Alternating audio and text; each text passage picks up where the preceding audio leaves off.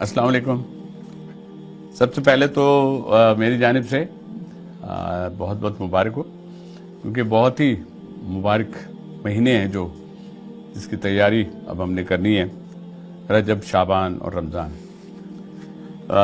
ईद तो फिर लाजिम है कि जब ये 3 माह गुजरते हैं तो फिर हमको अल्लाह पाक ने तोहफे के तौर पे ईद हमें दी है ताकि उसको मनाया जाए और पूरी दुनिया में तमाम मुसलमान, बल्कि मुसलमान क्या, हमने तो बहुत से लोगों को देखा है जो कि अगर कंबाइंड फैमिलीज रहती हैं या दीनदार लोग भी हैं और दूसरे लोग भी हैं, वो भी इंजॉय करते हैं। अल्लाह ने ये जो तोहफे हमें दिए हैं, ये इन तोहफों में जिस तरह हम कहते हैं ना कि हमारे एग्ज़ाम की तैयारी होती है, जैसे हमें आखिरत में जो कुछ मिलेगा उसमें हमारी तैयारी है, ये भी एक प्रिपरेशन है जिसमें जैसे एग्ज़ाम होते हैं ना, 3 तरह के एग्ज़ाम होते हैं, 3 स्टेप में होते हैं, प्रीलिमिनरी, सेकेंडरी, उसके बाद फाइनल एग्ज़ाम। इसी तरह ये भी है, रजब है, शाबान है, फिर रमज़ान। आज हम इस टॉपिक पे बात करने का असल मकसद ये है कि रजब जो आ रहे हैं, रजब के महीने से हमारे हुज़ूर पाक सल्लल्लाहु अलैहि वसल्लम के अगर हवाले से हम बात करें, हमारी खुशकिस्मती कि हम उस उम्मत में से हैं और उस उम्मत में अपने आप को बहुत खुश नसीब समझते हैं, तो हम क्यों नहीं उनको फॉलो भी तो करते हैं। हम सुन्नत के कितने अमल हैं जो हमारे पार्ट है, हमारा पार्ट ऑफ लाइफ है, हमारे दीन का हिस्सा है।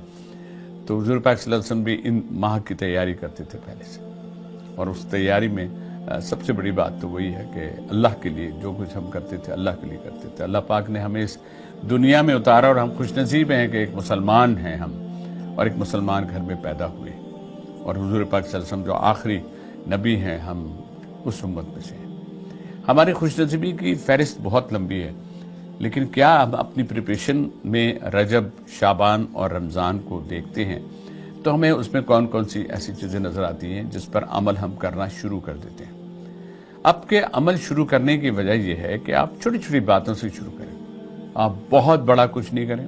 आप अपने अमल में, अपनी बातों में, अपने कारोबार में, अपने रवैयों में, इन सब में अगर तब्दीली लाते हैं तो उसका असर बाकी जो आपके 8-9 महीने रह जाते हैं उनमें भी उसके असरात काफ़ी होते हैं। क्योंकि हम जब कोई बुखार, आपको बुखार होता है, बुखार होने के बाद ठीक हो जाता है, जब ठीक हो जाता है लेकिन बुखार के साथ होते हैं, ये है नेगेटिव में।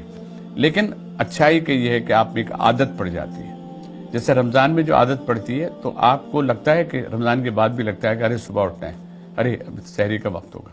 लेकिन वो तोहफा रमज़ान में अल्लाह पाक ने हमें ईद की शक्ल में दिया है, और रोज़ेदार तो खैर उसके चेहरे पे जो अल्लाह की तरफ से जो नूर होता है।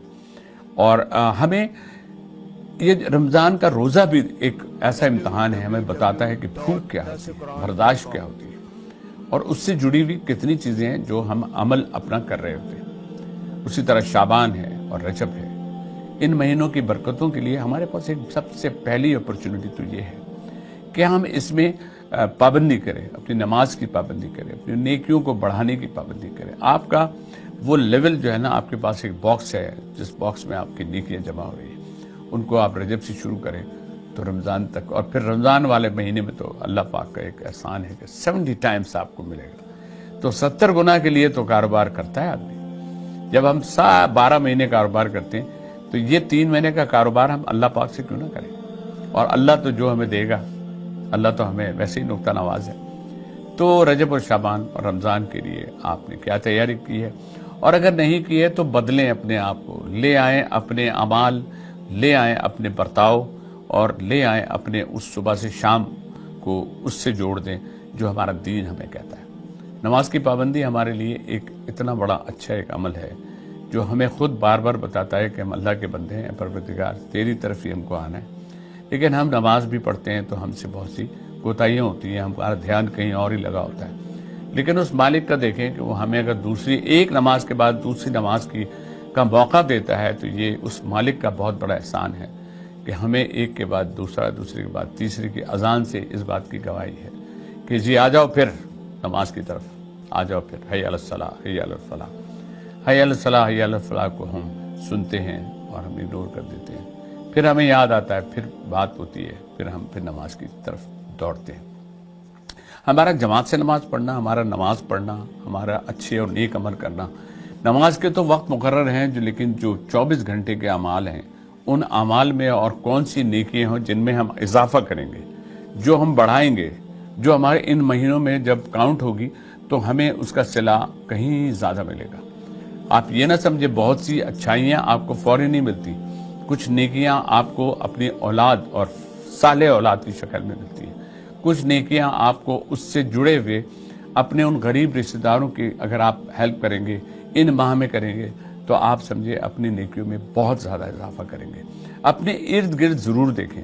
रजब को आप इस और रमज़ान को, शाबान को इसी तरह ना जोड़ें कि सिर्फ आपने नमाज पढ़नी है और बस आपने आखिर बाकी सारी ज़िंदगी को, मतलब बाकी जो आप कर रहे हैं उसको उसी रवानी में रखना है। लेकिन नहीं, ये आपने ढूंढनी है नेकियां। आपने वो अमल देखने हैं कि अब मैं कौन कौन से अमल ऐसे करूं जो मुझसे इग्नोर हो गए। वो इग्नोर में सबसे इर्द गिर्द को देखें, आपके उन गरीबों को देखें, अपने उन रिश्तेदारों को देखें, अपने रिश्तेदारों के सगे रिश्तेदार के बाद आपके दूर के सारे रिश्तेदारों को आपको पता है उनके हालात कैसे हैं, कौन बीमार है, किसको क्या तकलीफ है।